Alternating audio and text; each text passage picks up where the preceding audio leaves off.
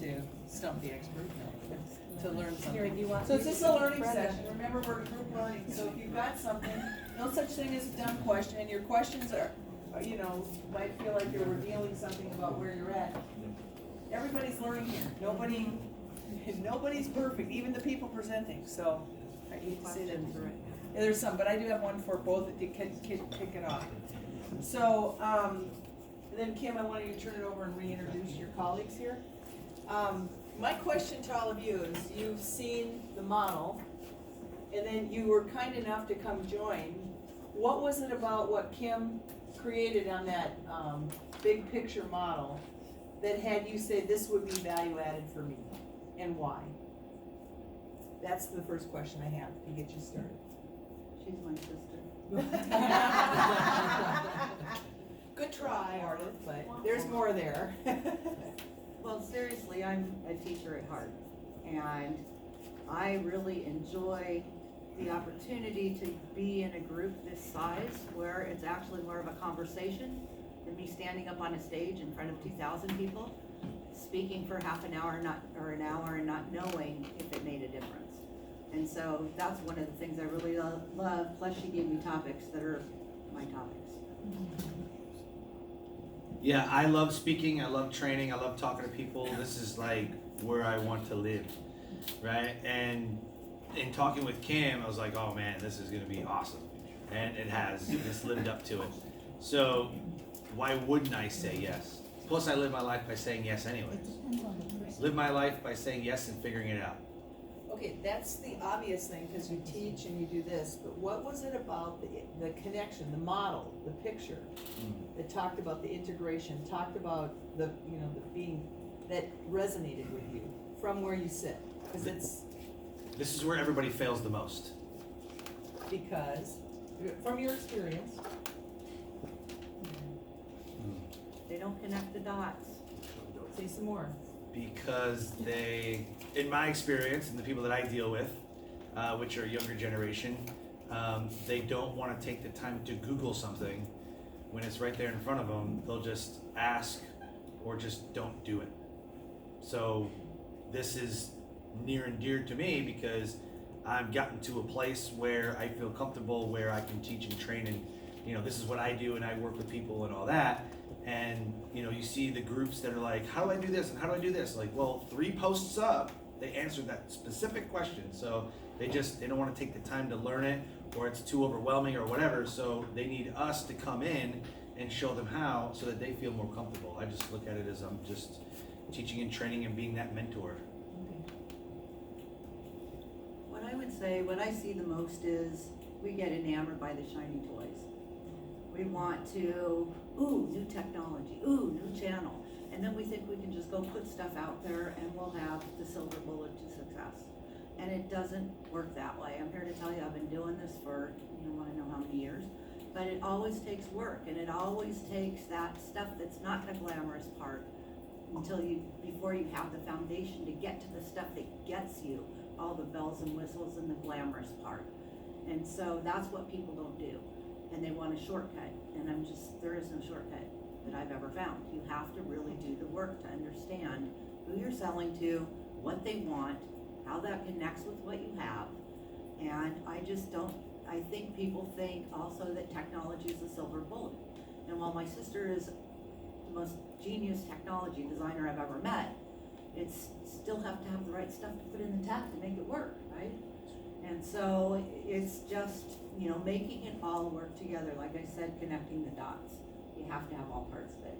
You have your own microphone. I know it's not a This is why you tell things. Unresolved childhood issues. I have to turn it on middle. there. Right. Okay, I would say in terms of everything, I work with a lot of people, and I work with a lot of people not only on how they implement their tech, but what goes in it. And I would say that there's too many people. How many of you have gone to a conference? How many of you have online courses? Things that people can take online without you helping in any way? Okay. How many of you went to a course and you sat around a table just like this with other people doing online courses and asked them, what are you using for your course? How are you delivering it? Sure, Right? sure. And then they tell you, I use Kajabi, I use Thinkific, I use Teachable, I use. But A, they never ask you any questions. They don't think about how things connect together. So for instance, if you use, so I'm just gonna give you a couple of examples of dots, because we're gonna talk about this a lot today. But if you use Thinkific, and you've got a website, and you're using ClickFunnels for your landing pages, and you've got maybe ActiveCampaign for your emails, how many systems is your data about your leads in? That's right. What's the unified view and picture you have of any one lead? That's correct, you don't have one. And nobody gets the cost of that until you're up against a wall. And I'll talk about this more. And when you're up against a wall and you have a volume of stuff, it is not easy to change. And that's the lie that gets propagated. And I've been in IT organizations, I've led IT organizations and companies, and I will tell you that executives and companies think, let's just start small, we'll change it when we need to. And this is where demos are forever.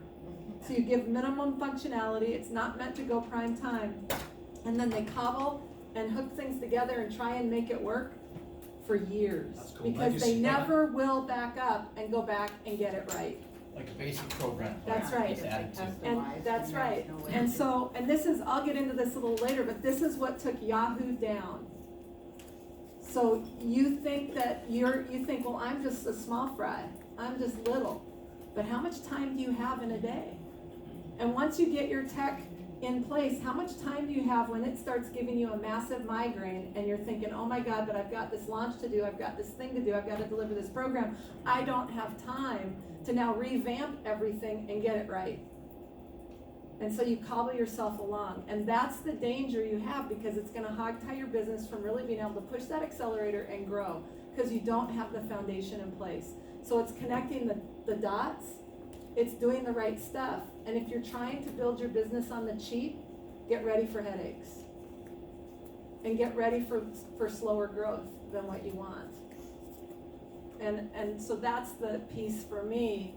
It was like, let's give people the big picture. Let's bring some experts in here to share that picture. Let's give you guys and arm you guys with everything you need so you can make those informed choices and understand how it all fits. So when that shiny object comes along, because they never stop, you'll be like, oh, that could fit right here. And this is how it'll integrate in. And you'll have a different experience of using it and implementing it than you would by just looking at that shiny object, going off and doing this thing as a one-off. And that's my goal, is giving you that kind of a picture. Thank God you got to the good stuff. Okay, I'll show you Always now. sisters. No, but it was progressing there for a while, wasn't it? No, insightful. Oh, insightful. By the way, Kim, do you do work with major corporations or just small? I have. Now I just work with smaller businesses. So I've worked with VeriSign, I've worked with Yahoo, I've worked with Minneapolis Star Tribune, Wells Fargo. I've done some very big things for them, and now what my love is working with small businesses and entrepreneurs. People who want to change the world in one way or another is way more fun to work with than the corporate politics, right? So. Classic example of that would be the whole Y2K legacy thing, which I was deeply involved in as the corporate IT manager for Europe. Yeah. We had to do that. My God, what that thing turned into. Yeah, right. Questions? Okay, so Brenda is over there getting herself a cup of coffee, so I'll just jump in with the questions. Yes. All right. Yeah. I'm just kidding. Well, I was gonna hold it for her because she had papers. Come on. Oh, I didn't know. Okay, so what's CV again? Copy paste. Oh, copy paste. You of all people. CV into email. Well, it's C/V. It could be curriculum vitae. Uh-huh. Commissioner Okay. Boss. Okay, so CV into email from Word. How about CV copy paste from one email to another? I don't know, how did the first email get put in there? How did the copy in the first email get put in? Typed out, composed. Yeah, then it should be the same. It should be no different then. You should be able to do that easily. I do it all the time, but I just clone emails. I don't copy paste, I just clone and then I change. Uh-huh. Okay? Related to that, Is it the same problem with Google Docs as it is with Word? I don't know, Yes. I haven't tried Google Docs, but I Yes. imagine it would be. Anytime you hit the copy paste into it, it automatically does it. And it puts divs in and stuff, even with the. I'm just Google wondering if Docs. you've tried it via like Notepad to remove formatting. I have done with Notepad, and that I think works. I haven't tried it recently, right? So, because it will remove all your formatting, and then you have to go back in and put your formatting all back in. And that would be the same as what you're doing in typing, so I'd imagine that would work. But if you whitelist the email, doesn't that work? Not always. So, It can, sure. does everybody know what whitelisting means, when you whitelist the email? So, if, like she said yesterday, if you don't open the email, like right away, let's say that, you know, Mike's got a lead generation tool and I want his ebook or whatever. Boom, sign up, it gets delivered to my email, I don't touch it for like a week.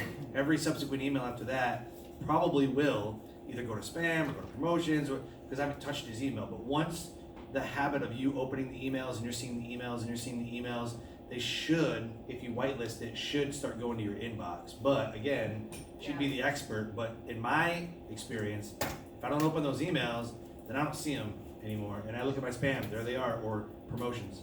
That's true. I'm gonna get rid of this one so I can talk. You guys can share. So may I ask, what, when you say you clone the email, Yeah, be specific, so I know I got you. there's a function, hang on. There's a function called clone in WP Marketing Engine or Gnu, and I click it. Okay, So cloning just awesome. takes the same thing, clone it, boom. And now I'm gonna go change it, make it a new email, but it'll keep all that formatting, all that same thing, everything. And then you can go ahead and move forward, so it's just an easy so way. I use HubSpot's free tools, particularly the email tracking, so I know whether people are opening the emails or not. Well, And I think that's kind of gone haywire, actually. right, But besides that, they have a template, they want you to make templates, and once in a while, I'll use one template, instead of composing the email or copy pasting another email. sure. I would say that open rates, we all love them. We like them because it's the highest percentage you're gonna see in anything you do with email. So when it hits 25%, how many people are doing a happy dance? Woo-hoo! It wasn't 6, it was 25, right? No, cause I'm more That's- suspect. That's 2.5. Because they Wait, open- but oh, that's yeah. 2.5 and 10 that opened your email. Open rates are nebulous. You cannot hang your hat on open rates. Maybe they opened it and maybe they didn't. You don't know. What you know, the only thing you know is the images from that email were downloaded. That is all you know. Right. That is what an open rate is. Every email service provider puts a pixel in their emails, and as soon as images are grabbed for that, it's open. That's what you know. They may not have read it at all. But is it opened by a human or could it be mechanically open? It's mechanically open in many cases, only Like you have because Google will download images automatically, but they only download them one time. So you'll notice in Google, you won't see multiple opens. On an email, once somebody opens it, you won't see they opened it 5 times, for instance, because Google then caches the images and they never hit your server again, so you can't track that they opened again. Or if it gets forwarded. If it gets forwarded, then it's gonna show it as an open. A lot of times when you see an email that's been opened 5 times and it's been opened really close succession, like it's not been a big delay, but it opened like, you know, within this minute and then 5 minutes later and all that, that's not the same person. They forwarded the email, but it's all gonna get tagged to that lead. So when you start seeing emails that have been opened a number of times, you know that that person is an influencer. Because they forwarded it to people who are now opening it. Right? That's valuable to know. Most people don't even pay attention to it. On that note about the images, often you have to, you have things that you have to show, you have to click to open images on those. Right, on a desktop, you do, in many cases, until you open them enough, like in Google, when you start saying, it's okay for this domain, when they send me emails, and it'll automatically bring the images across, it won't ask you after a while. Okay, and On phones? mobile, they automatically bring them across, you don't say that at all on mobile, it just brings them down. Yeah, Tablet, so it's cheap. okay. Yeah, cause that's more like a desktop, but in mobile, they automatically load the images. Most people check email on their phone. Right, yep, over 60%. Okay, ready to move on. Sean says, only 2 ways to give more. I'm wondering if there are more. What about all that content and products? Whoever wrote this, you want to elaborate, or is that sufficient? Okay, go ahead. So the Give that question to the was, there's only 2 ways to give more? Yeah, you said there's only 2 ways to give more. And I'm Time and wondering money. if there are more. Time and money. Were the two you said. So Right, time I'm and money wondering are about 2 ways. products. So let me elaborate. So there's time and money that you can give, right? So time is you giving of the value. You are your own value. And most people don't even realize their own value.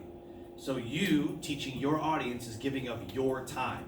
If I was to give of money, then you would either invest in a coach or you would invest in some programs, products, or services or something like that.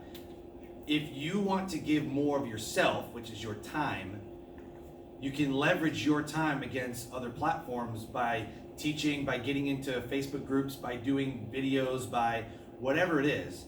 Like the one with the dogs. Do you go to Pet Supplies Plus? Do you go to PetSmart? Are you hosting every Saturday dog trainings? Or every first Saturday of the month, are you hosting an anxiety dog day or something like that, right? So these are things that you can do that can leverage your time. Because two things that people are willing not to give up, time and money. They are unwilling to give it up. But if you can leverage your time against everybody's attention, then you become the most valuable asset there is. Hopefully that answered the question. Yes. Ardith, do you have an answer for that, or ways to give more? Wondering if there are more.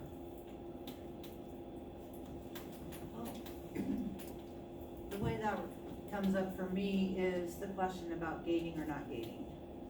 Okay, so everybody knows what I mean by gating, yes? No. No. Asking for. So if you put your content behind a form, so somebody has to fill out a form to get your content, right? So there's a big discussion going on right now, at least in the B2B space, about is it worth it to gate? Because people will abandon, what's the percentage of people that won't fill out a form to get your content, you know? No, it depends on, it depends on the match to the Right. people. I mean, But there's so many it's, you variables. give up quite a percentage of people that come to your page that are not willing to fill out the form to get your content. So is it worth it to give the content away, to get your content and ideas in more people's hands? Because if your content is good enough, if your story is good enough, they're gonna wanna know more and they're gonna come back and click your contact us page or give me a demo page or whatever it is, right?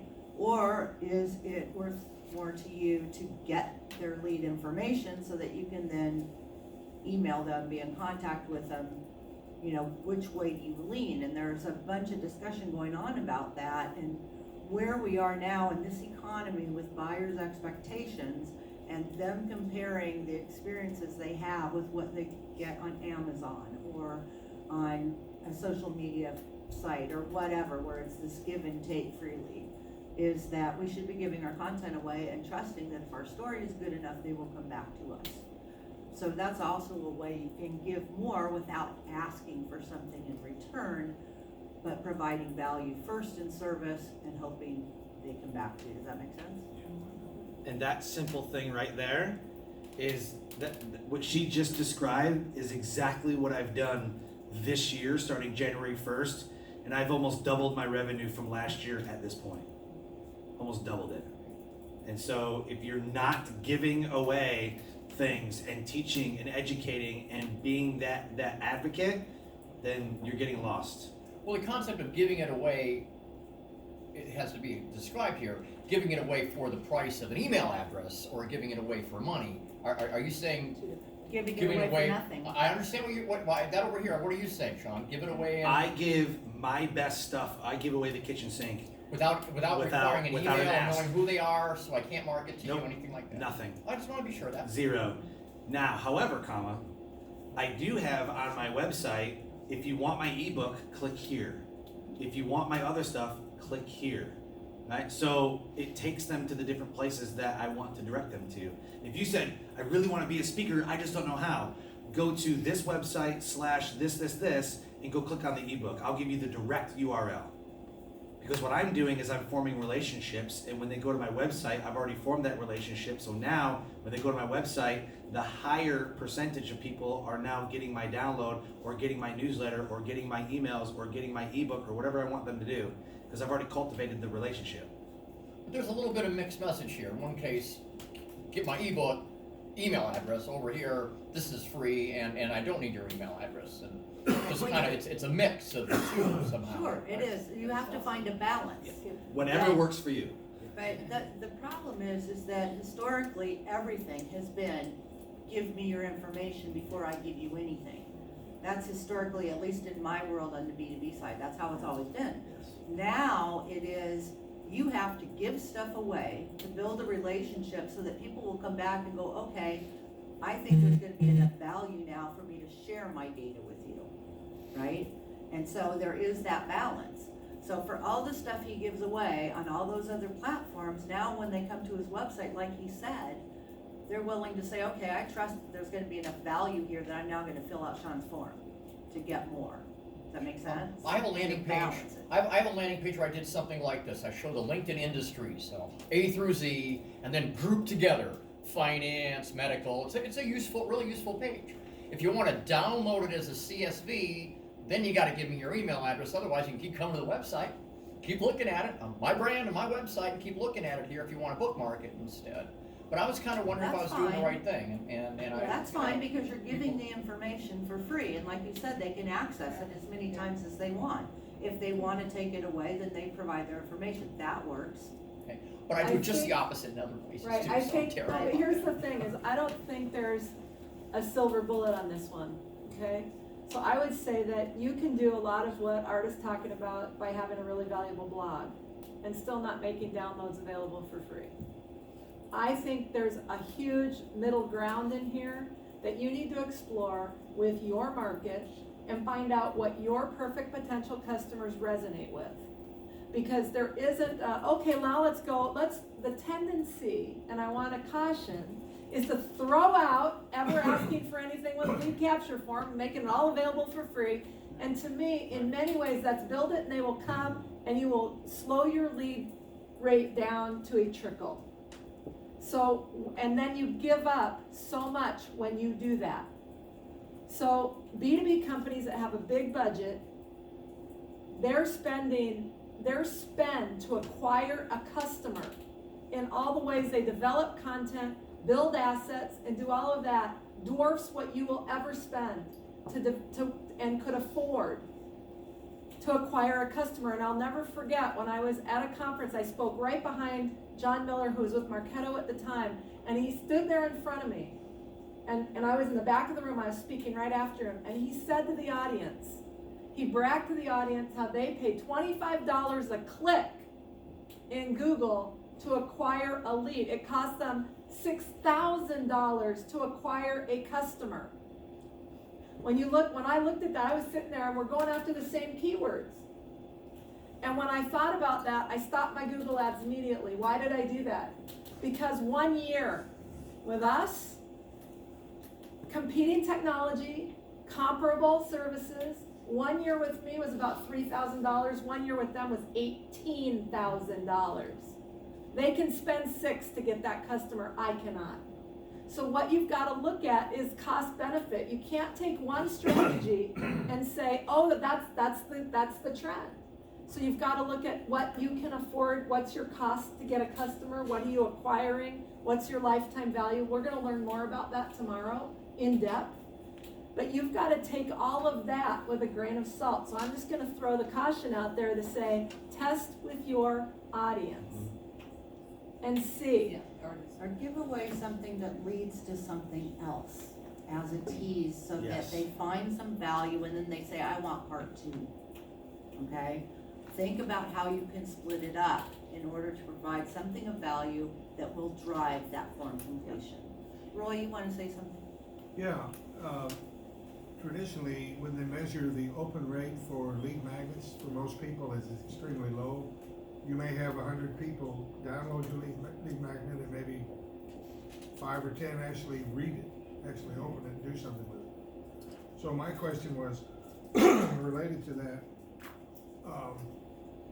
is there a difference in the open rate if they can just download your lead magnet right off your front page, or if they have to opt in to do it? Is one of them going to give you a bigger open rate?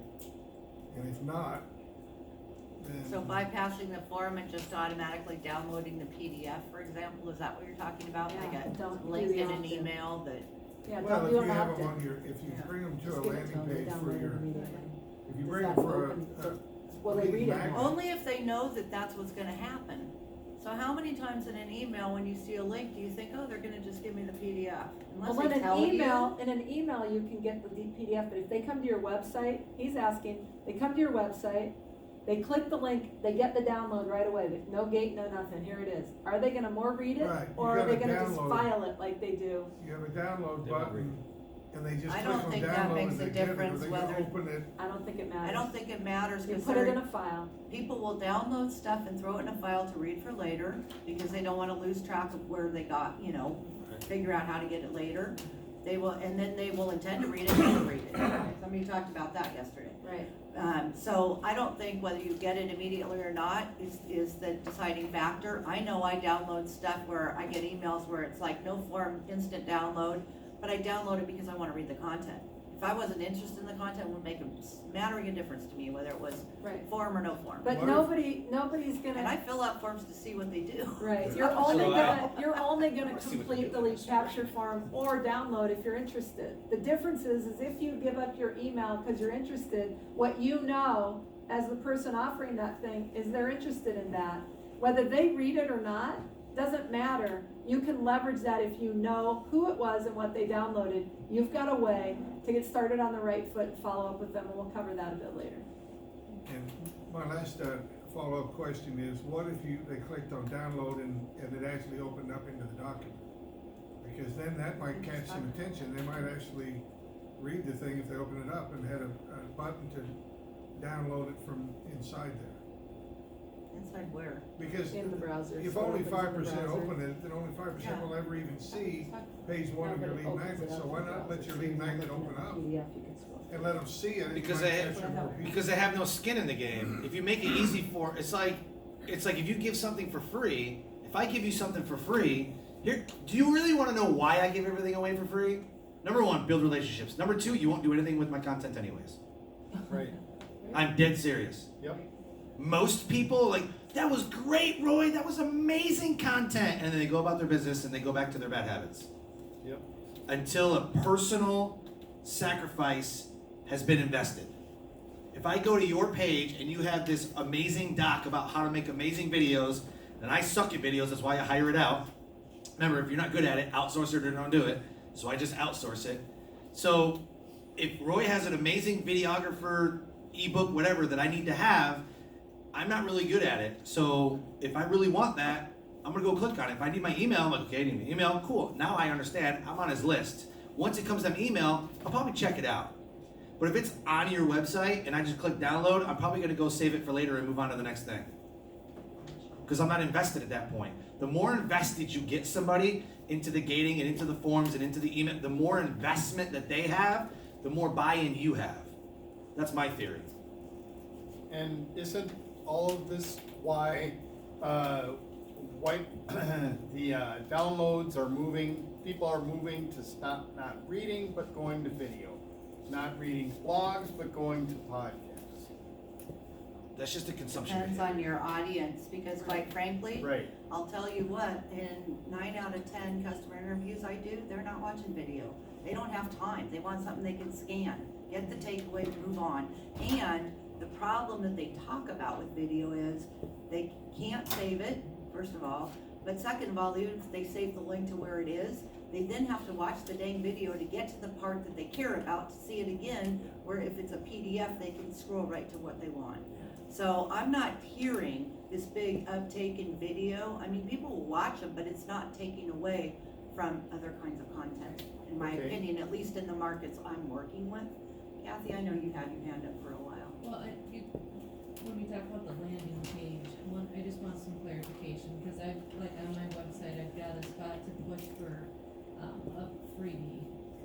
sleep. When you get to my webpage, there's not something that comes up that's the landing page. You get to my website, it's got information, it's got free download button that then I guess is the landing. Is the landing page what you're calling where a person puts in their address and everything like that? So is that an okay way to do it? It's not like it's popping up in their face, it's a button that they pick free You download. can, either way works, you can do a pop-up to a deal right on your page and it closes down and they're still there, or you can take them to a landing page and then a thank you page, either way works, so you're fine, Thank you. okay. All right, She had her hand I'm way gonna, up. I know, hang. Okay, hang on. We only have a few more minutes and we have a couple more questions that people posted up here. I love all the questions. You're gonna have more chance to ask them, okay? But we gotta keep on schedule. So, social media changes as fast as I can conquer a piece or two. I don't know if it's a site or two or a piece or two.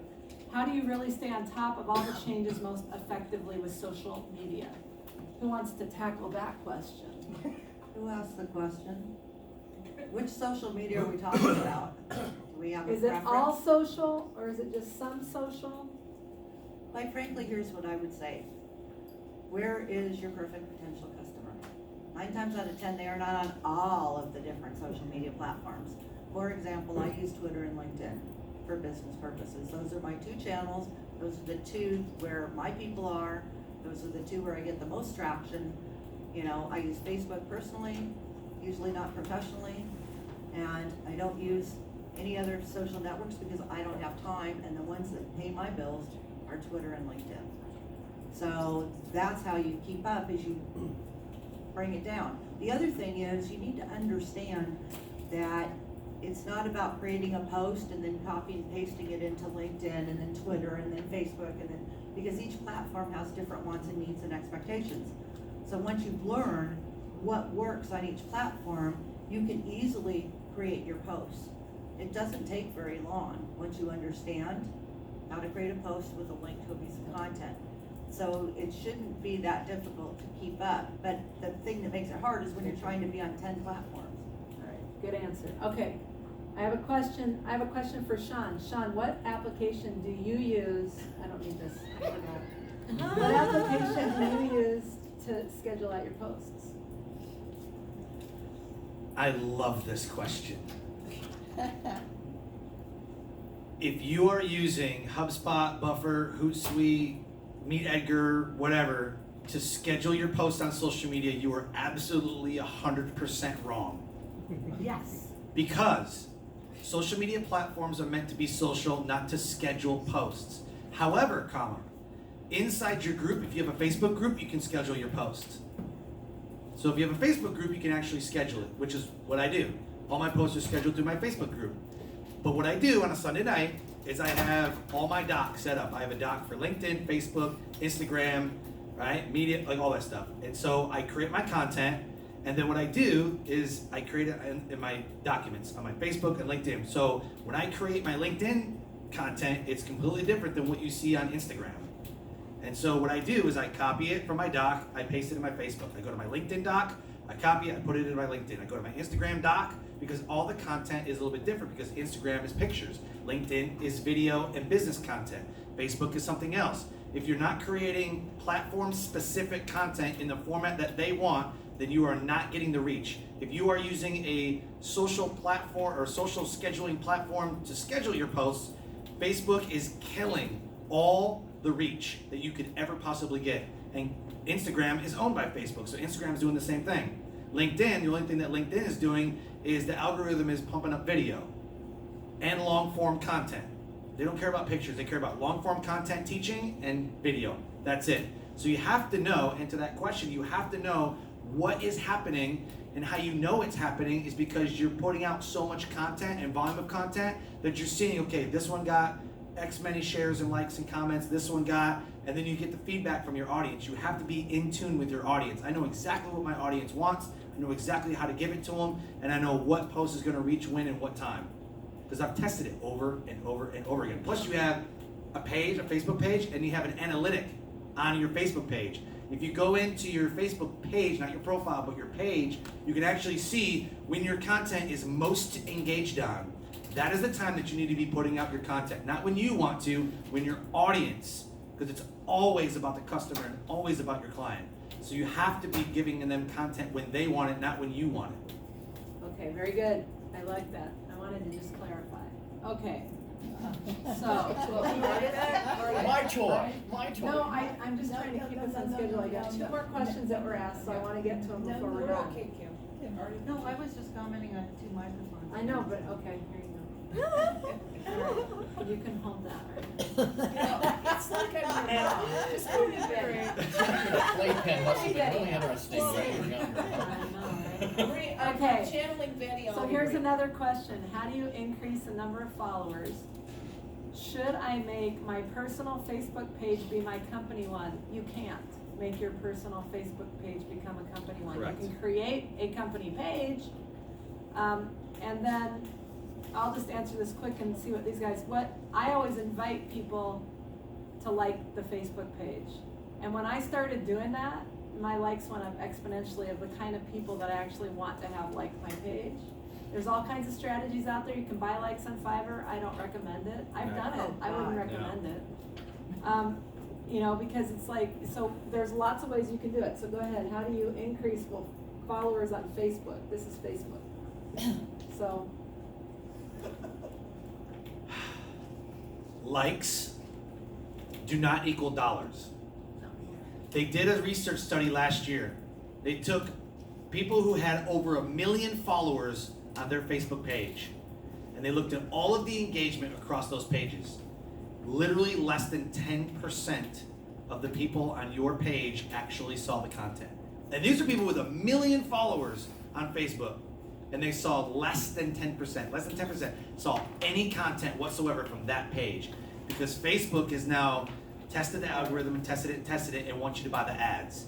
So if you're looking for followers on a page, you're asking the wrong question.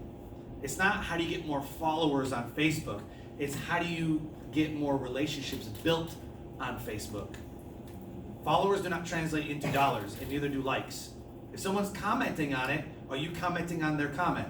If I put out a post, and if you look at any of my content, wow, that was amazing, thank you for the content. You're welcome. If there's anything else I can do for you, please let me know. I'm building the relationship every comment at a time. And I literally spend maybe 2 hours a day doing it. I would also say that the one thing, so Facebook page, when you post, you build your page followers and all that. I'll make a comment about it, because a lot of times back at maybe, I don't know how many years ago it was, they were saying you don't need a website if you're an entrepreneur or small business, just put a Facebook page up. You don't need a website. And then Google changed the rules. And one of the things we'll talk about in a little bit is, do you want to rent or do you want to own? And what's the value in that? Because Facebook changed the game. So I believe it's less than 7% actually see your content on a Facebook page, all the people who like it. But here's where I think the value is now in Facebook with that. When you do a sponsored post or an ad in Facebook, and it's in and you're targeted, you see all your friends who like that page. So it'll be like, Kira Lober likes them. So-and-so likes them. You'll see all your friends who like them. And that pass along trust translates, I believe, in the effectiveness of your sponsored posts, of your ads. And That's what I would say in Facebook. So I think that Yeah. that's where the value is now. It's not in the numbers, but the numbers help you in Right. your reach when you're running your ads, because your people will see who that they know likes you. And that translates huge. That's like a recommendation. If you don't have a Facebook pixel on your website, this is why the website is so important. If you do not have a Facebook pixel installed on your website, you are way behind the curve.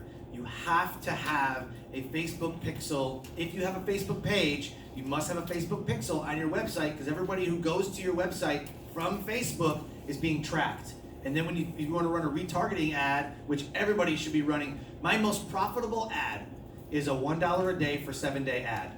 I literally ran a $1 a day for I spent $7. And I reached 2,426 people, and out of that 2,426 people, like 400 and some odd people liked, engaged, whatever. And then I retargeted those 400 and whatever people, and I kept whittling it down through the $1. I literally spent like $21 and pulled in like $2,000 client. I spent $20.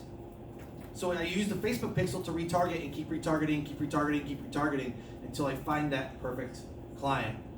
And all I'm doing is deploying ads, and I just leave it alone and let it sit. And that's just Facebook Boost, that's different No. than an No, ad. it's No. an ad. Ad It's and not a boost, two different things. And the training that I've always heard, what I hear people say is boosting your posts in Facebook is a waste of time. 100%. Because you are not targeting the audience, you're letting Facebook boost it, and they may or may not be who you even want to see it or who would actually pay to see it. So I think Correct. boosting ads is their way to get money, but it's not your way to get results. So that's just my Correct. feeling on that. Okay, the last question is about WP Marketing Engine, so I'm not gonna. No, I've already gotten the answer. Oh, got it, okay, cool. I didn't know who asked it. All right. Did you have anything to say on the Facebook stuff? Go ahead. On LinkedIn, No, do you wanna say? Well, the one thing I wanna say about social posting and getting followers, which I have a bit of experience with, is do not post the title of something with a link. Okay, everybody does that. Who cares? Find the most interesting phrase, sentence, whatever, and post that. Create a question, do something different, because when you post the link, it's gonna pull the title through. So you're just restating something that's already showing up, so do something interesting. That's what gets you followers, that's what gets you retweeted, or reshared, or whatever, is because you presented a different spin than just reposting the title to something. Moreover than that, when you post a URL inside, whether it's YouTube, whether it's whatever, when you post a URL inside of a Facebook post, Facebook crushes all of your reach. You will not reach anybody because the algorithm is set up to, when it detects a URL, it crushes the reach because you're taking people off of their platform onto another platform, unless it's Instagram or Facebook, back and forth. If I on my post a URL to a YouTube video, nobody sees it. And they purposely do that because they don't want people leaving their platform. So what you do is you put your links in the comment, the first comment, and you see that a lot. Link in the comment, link in the comment, link in the, because they're trying to trick the algorithm. Eventually the algorithm is going to detect it and it's going to start killing that reach because it's going to do this other thing. And so you always have to keep testing. And I've tested this over 200 posts. I made 100 posts with links. I copied and pasted the same exact content, didn't change a thing. Copied and pasted it into another 100 posts with no links. Super engaged. Everybody saw it. So don't That's post a- links. That's a really good tip. That's Put the beautiful link, tip. put the link in your first comment in Facebook when you're posting something out there and you wanna have people have a link. That's a great tip. If people didn't write it down, you ought to write it down. Okay. Stop. All right, thank you guys very much. It's awesome. You guys need Cool. information? These guys are available today, break or at the table, do talk to them, valuable resources. Thank you both, Sean and Ardith, and I think that's good. Now